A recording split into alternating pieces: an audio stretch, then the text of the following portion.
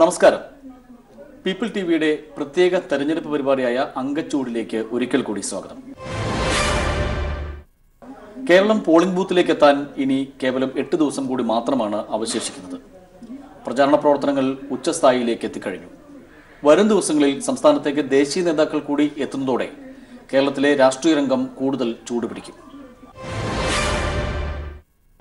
ആദ്യം നമുക്ക് തെക്കൻ കേരളത്തിലെ വിശേഷങ്ങൾ പരിശോധിക്കാം. ബി.ജെ.പി. സംസ്ഥാന അധ്യക്ഷൻ PS ശ്രീധരൻപിള്ളയുടെ ന്യൂനപക്ഷ വിരുദ്ധ പരാമർശത്തിലും സൈനിക വിരുദ്ധ പരാമർശത്തിലും CPM-ന്റെ പരാതി. ശ്രീധരൻപിള്ളയ്ക്കെതിരെ തെരഞ്ഞെടുപ്പ് കമ്മീഷന് പരാതി നൽകിയതായി വി. ശിവൻകുട്ടി പറഞ്ഞു. ശ്രീധരൻപിള്ളയുടെ ലക്ഷ്യം കലാപമുണ്ടാക്കലാണെന്നും വി. ശിവൻകുട്ടി പറഞ്ഞു. ഇന്നലെയായിരുന്നു ശ്രീധരൻപിള്ളയുടെ വിവാദ പരാമർശം. തിരുവനന്തപുരത്തു നിന്നും ജീവൻകുമാറിന്റെ റിപ്പോർട്ടിലേക്ക്. ആറ്റിങ്ങൽ പാർലമെന്റ് മണ്ഡലത്തിലെ NDA സ്ഥാനാർത്ഥിയായ ശോഭാ സുരേന്ദ്രന്റെ തെരഞ്ഞെടുപ്പ് പ്രകടന പത്രിക പുറത്തിറക്കിക്കൊണ്ടാണ് BJPയുടെ സംസ്ഥാന അധ്യക്ഷൻ PS ശ്രീധരൻപിള്ള കടുത്ത മുസ്ലിം വിരുദ്ധ പരാമർശം നടത്തിയത്. ഇവനെ പണയപ്പെടുത്തി ഒരു രാജ്യം നേടിയ വിജയം നടക്കുമ്പം 3 സ്ഥലങ്ങളിൽ അങ്ങനെ ചെയ്ത ശേഷം തിരിച്ചു വരുമ്പം നമ്മുടെ രാഹുൽ ഗാന്ധിയും യെച്ചൂരിയും പിണറായി ഒക്കെ പറയുന്നത് അവിടെ ഇറങ്ങിയിട്ട് മരിച്ചു കിടക്കുന്നവരൊക്കെ ഏത് ജാതിക്കാരാ ഏത് മതക്കാരാ, ഇസ്ലാമാകണമെങ്കിൽ ചില അടയാളമൊക്കെ ഉണ്ടല്ലോ, ഈ ഡ്രസ്സൊക്കെ മാറ്റി നോക്കിയല്ലേ അറിയാൻ പറ്റുള്ളൂ. അപ്പൊ അങ്ങനെയൊക്കെ ചെയ്തിട്ട് തിരിച്ചു വരണമെന്നാ പറയുന്നത്. PS ശ്രീധരൻപിള്ളയുടെ മുസ്ലിം വിരുദ്ധ പരാമർശത്തിനെതിരെ LDF രംഗത്തെത്തി. LDFന്റെ നേതാക്കൾ CPIM ജില്ലാ സെക്രട്ടറി ആനാവൂർ നാഗപ്പൻ, അതോടൊപ്പം ആറ്റിങ്ങൽ പാർലമെന്റ് മണ്ഡലത്തിലെ LDFന്റെ തെരഞ്ഞെടുപ്പ് കമ്മിറ്റി സെക്രട്ടറി വി. ശിവൻകുട്ടി എന്നിവർ ഇന്ന് ആറ്റിങ്ങൽ നടത്തിയ വാർത്താ സമ്മേളനത്തിൽ PS ശ്രീധരൻപിള്ളയ്ക്കെതിരെ കേസെടുക്കണമെന്നും അതിനെതിരെ PS ശ്രീധരൻപിള്ളയുടെ മുസ്ലിം വിരുദ്ധ പരാമർശത്തിനെതിരെ ഇലക്ഷൻ കമ്മീഷന് പരാതി നൽകിയെന്നും അവർ വാർത്താ സമ്മേളനത്തിൽ അറിയിച്ചു. PS ശ്രീധരൻപിള്ളയുടെ മുസ്ലിം വിരുദ്ധ പരാമർശം തെരഞ്ഞെടുപ്പിൽ സജീവ ചർച്ചയാക്കാനാണ് ആറ്റിങ്ങൽ പാർലമെന്റ് മണ്ഡലത്തിൽ LDFന്റെ തീരുമാനം. തിരുവനന്തപുരം പാർലമെന്റ് മണ്ഡലത്തിൽ കോൺഗ്രസ് നേതാക്കൾ പ്രവർത്തനത്തിനിറങ്ങുന്നില്ലെന്ന ശശി തരൂരിന്റെ പരാതിയിൽ KPCC നേതൃയോഗം ചേർന്നു. പരാതിയിൽ കഴമ്പുണ്ടെന്ന് യോഗത്തിൽ പങ്കെടുത്ത നേതാക്കൾക്ക് ബോധ്യപ്പെടുകയും ചെയ്തു. പ്രവർത്തനങ്ങൾ ഊർജിതപ്പെടുത്തുവാനും പരാതിയുമായി പരസ്യമായി രംഗത്ത് വന്ന നേതാക്കളുമായി ചർച്ച നടത്താനും യോഗത്തിൽ തീരുമാനമായി.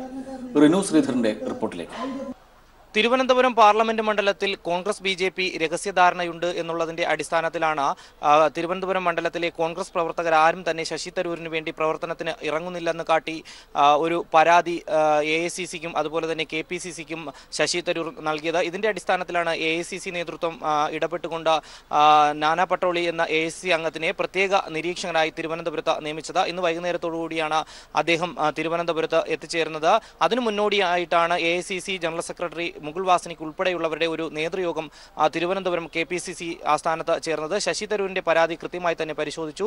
അതിൽ കഴമ്പുണ്ട് എന്ന് തന്നെയാണ് AICC general secretary Mukul Wasnik ഉൾപ്പെടെയുള്ളവർക്ക് മനസ്സിലായത്.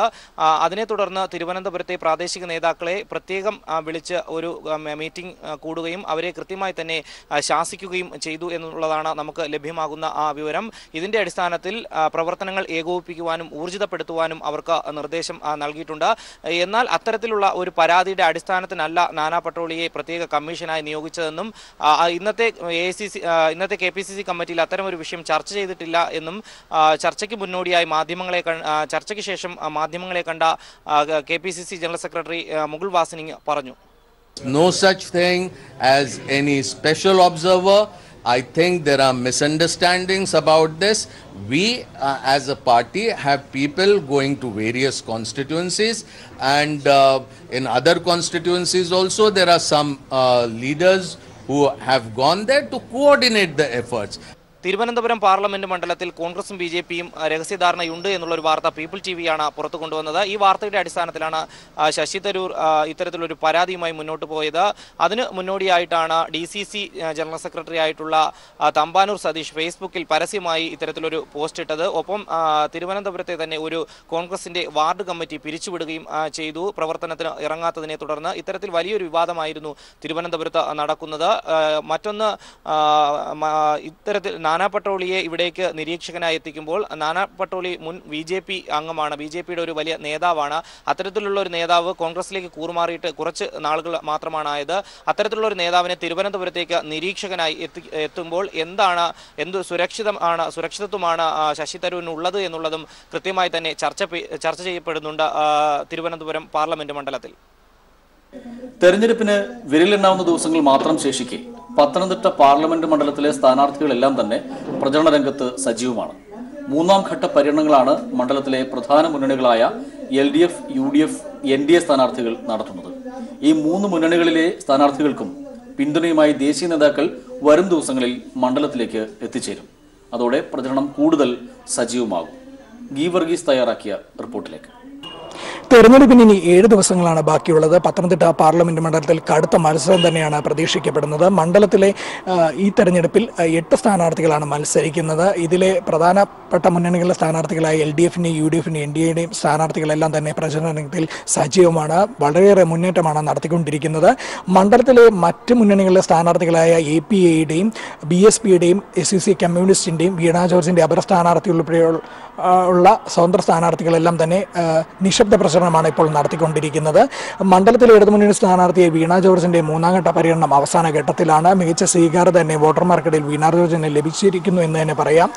UDF സ്ഥാനാർത്ഥി ആന്റോണിയും NDA സ്ഥാനാർത്ഥിയെ KS-ൽ നിന്ന് മണ്ഡലത്തിലെ വിവിധ ഭാഗങ്ങളിൽ പര്യടനം നടത്തിയുണ്ടായി. വീണ ജോർജ് മണ്ഡലത്തിലെ പ്രമുഖ വ്യക്തികളെ നേരിൽ ചെന്ന് കണ്ട് വോട്ട് അഭ്യർത്ഥിക്കുകയായിരുന്നു.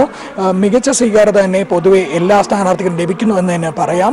അതേസമയം ഈ മൂന്ന് മുന്നണികളിലെ സ്ഥാനാർത്ഥികൾക്കും പിന്തുണയുമായി വിവിധ ദേശീയ സംസ്ഥാന നേതാക്കളും വരും ദിവസങ്ങളിൽ മണ്ഡലത്തിലേക്ക് എത്തിച്ചേരുന്നുണ്ട്. മണ്ഡലത്തിലെ ഇടതുമുന്നണി സ്ഥാനാർത്ഥിയായ വീണ ജോർജിന്റെ പിന്തുണയുമായി പ്രകാശ് കാരാട്ട് ചൊവ്വാഴ്ച എത്തിച്ചേരും.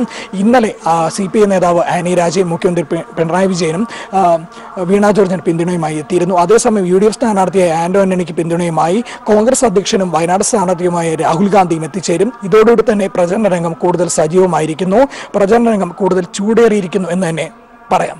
മധ്യ കേരളത്തിൽ നിന്ന് ആദ്യം എറണാകുളം ലോക്സഭാ മണ്ഡലത്തിൽ നിന്നുള്ള തെരഞ്ഞെടുപ്പ് വിശേഷമാണ്.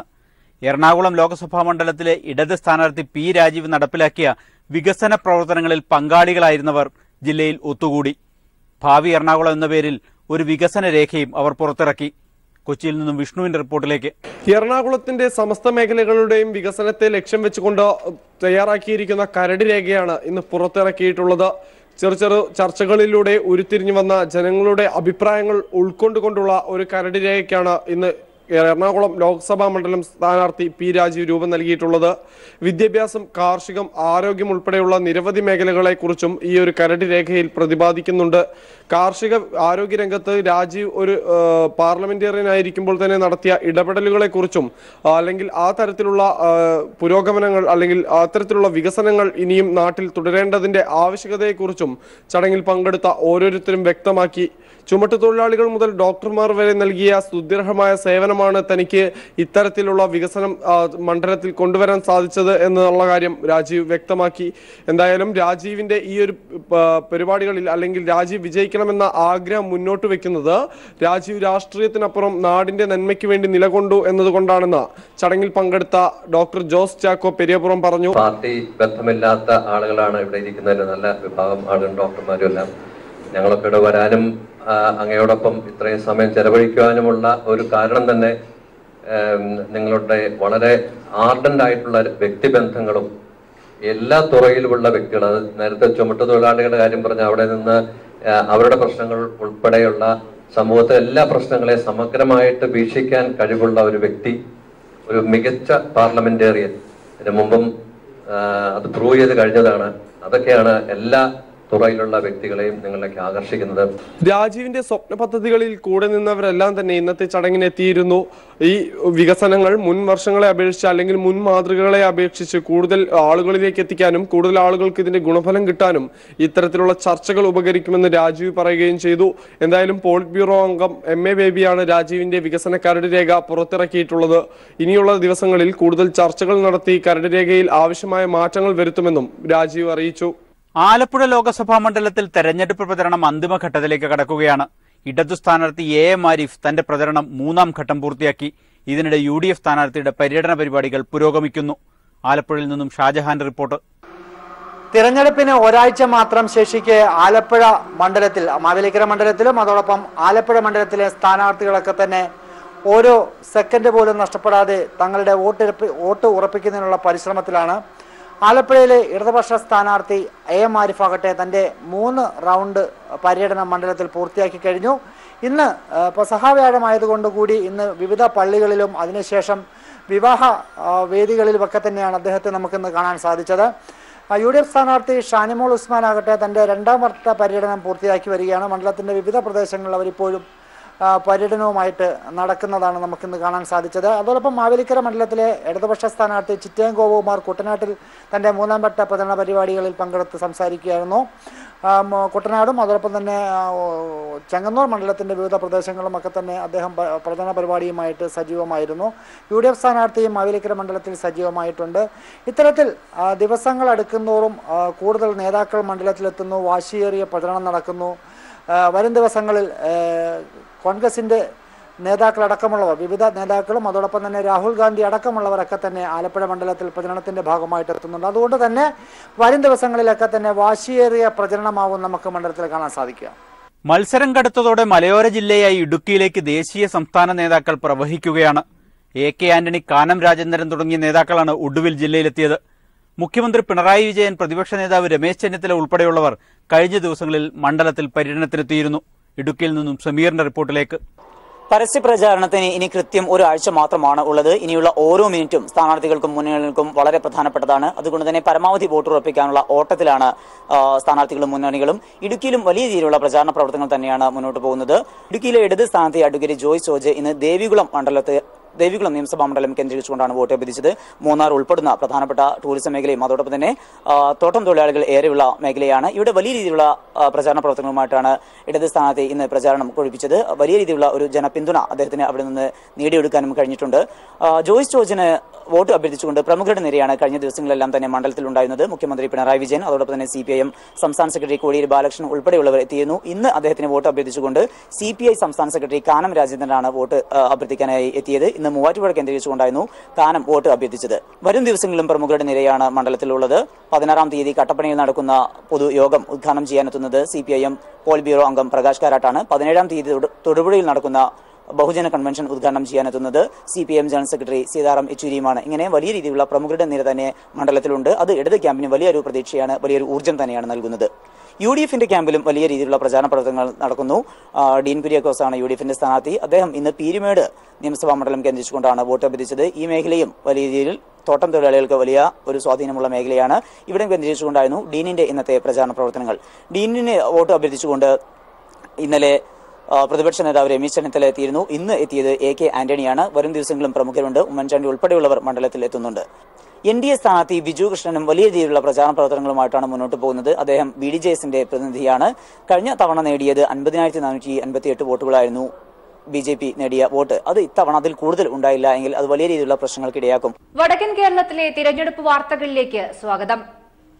വയനാട്ടിൽ ചരിത്രം സൃഷ്ടിച്ച് 1,00,000-ലധികം LDF പ്രവർത്തകരുടെ സ്ക്വാഡ് പ്രവർത്തനം. കാർഷിക പ്രശ്നങ്ങൾ ഉയർത്തിക്കാട്ടി 15,000-ലധികം സ്ക്വാഡുകളിലായാണ് LDF സ്ഥാനാർത്ഥി PP സുനീറിനായി പ്രവർത്തകർ വോട്ടു തേടി രംഗത്തിറങ്ങിയിരിക്കുന്നത്. വിലത്തകർച്ചയും ASEAN കരാറിന്റെ പ്രശ്നങ്ങളെല്ലാം തന്നെയും വോട്ടർമാരെ ബോധ്യപ്പെടുത്തിയാണ് പ്രചാരണം പുരോഗമിക്കുന്നത്. വാർത്തയുടെ വിശദാംശവുമായി വയനാട്ടിൽ നിന്നും അനൂപ് ചേരുന്നു. വയനാട്ടിൽ തെരഞ്ഞെടുപ്പ് ആവേശം ചൂടേറുകയാണ്.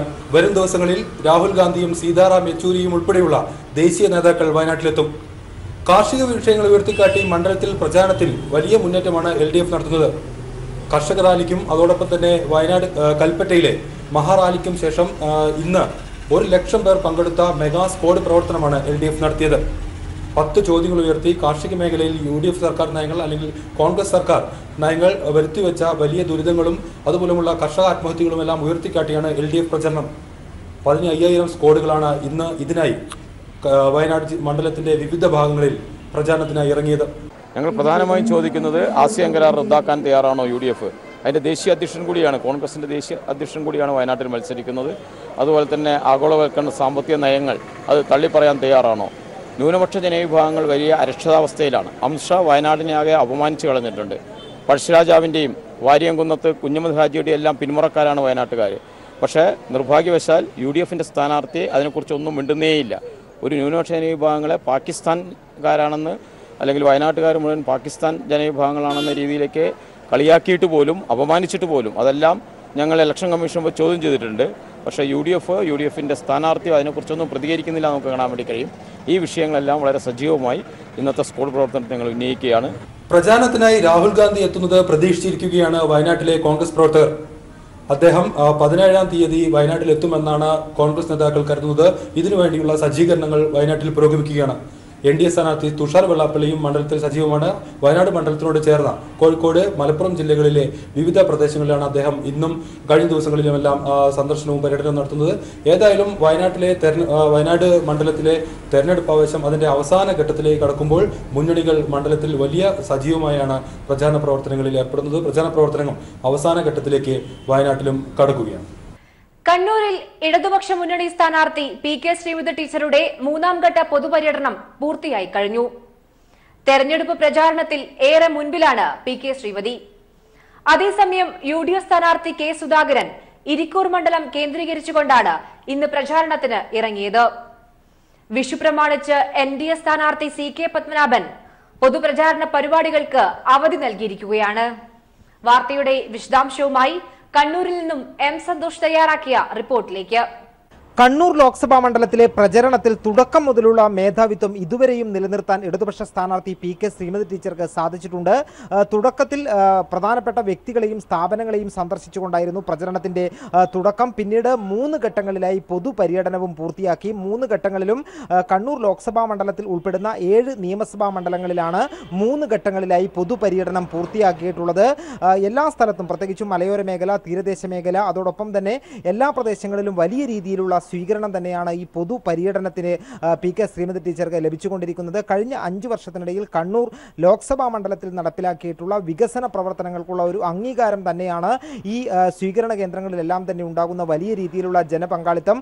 3 ഘട്ടവും പൊതുപര്യടനം പൂർത്തിയാക്കിക്കൊണ്ട് ഇനി മറ്റ് പ്രചരണത്തിന്റെ മറ്റൊരു ഘട്ടത്തിലേക്ക് കടക്കുകയാണ് ഇടതുപക്ഷ സ്ഥാനാർത്ഥി. കൂടുതലായും റോഡ് ഷോ, അതോടൊപ്പം തന്നെ കുടുംബ സംഗമങ്ങളിലെല്ലാം തന്നെ ശ്രദ്ധിച്ചുകൊണ്ട് ആ രീതിയിലുള്ള പ്രചരണത്തിന്റെ മറ്റൊരു ഘട്ടത്തിലേക്കാണ് പ്രവേശിക്കുന്നത്. ഏതായാലും ഇതുവരെയുള്ള പ്രചരണത്തിൽ തുടക്കം മുതൽ ഈ ഘട്ടം വരെ തിരഞ്ഞെടുപ്പിന് ഏതാണ്ട് 2 ആഴ്ച മാത്രം അവശേഷിക്കെ ഇതുവരെയുള്ള തുടർച്ചയായ മേധാവിത്വം നിലനിർത്താനായതിന്റെ ആത്മവിശ്വാസത്തിൽ തന്നെയാണ് ഇടതുപക്ഷ സ്ഥാനാർത്ഥി PK ശ്രീമതി ടീച്ചർ.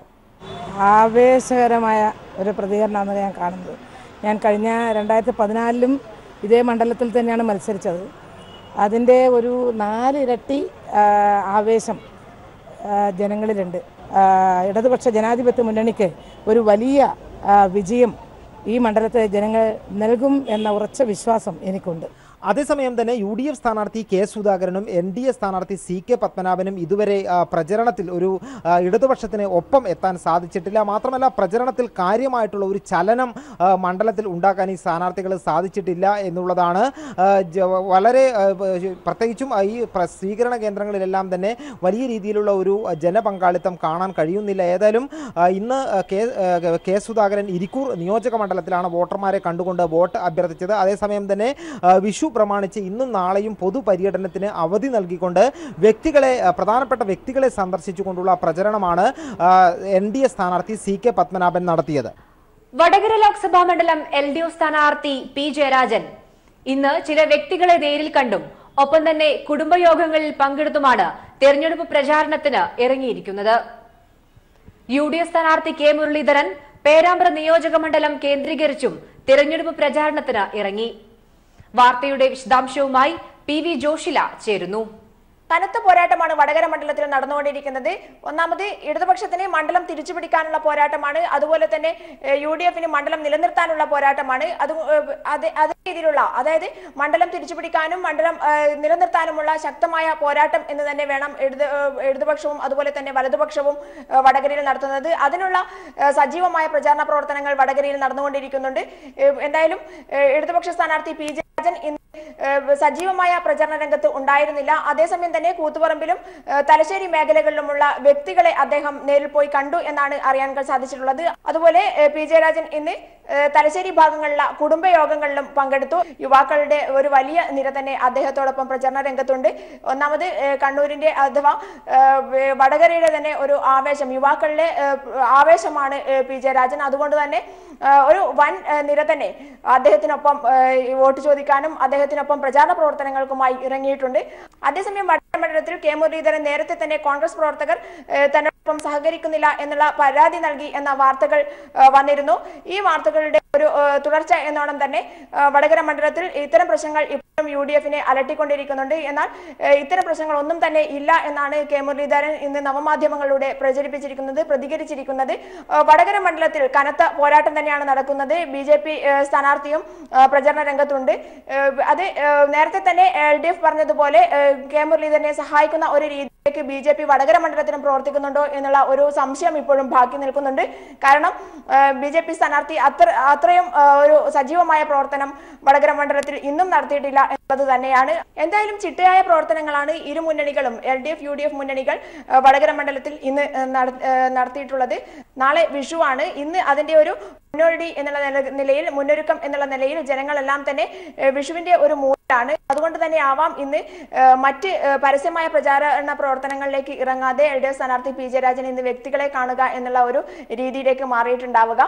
മാത്രമല്ല കുടുംബയോഗങ്ങളിൽ പങ്കെടുക്കുക, കാര്യങ്ങൾ നേരിട്ട് സംവദിക്കുക എന്നുള്ള ഒരു രീതിയിലായിരുന്നു ഇന്ന് PJ രാജൻ പ്രചാരണ രംഗത്ത് ഉണ്ടായിരുന്നത്. എന്തായാലും വടകരയിൽ വളരെ സജീവമായ രീതിയിൽ പ്രചാരണ പ്രവർത്തനങ്ങൾ മുന്നോട്ട് നീങ്ങുകയാണ്. തിരഞ്ഞെടുപ്പ് അടുക്കുകയാണ്. തിരഞ്ഞെടുപ്പ് പ്രചാരണം കൂടുതൽ കൊഴുക്കുന്നു. തെരഞ്ഞെടുപ്പ് രംഗത്തെ വാർത്തകളും വിശേഷങ്ങളും അവസാനിക്കുന്നില്ല. നാളെ ഇതേ സമയം വീണ്ടും കാണാം. നമസ്കാരം.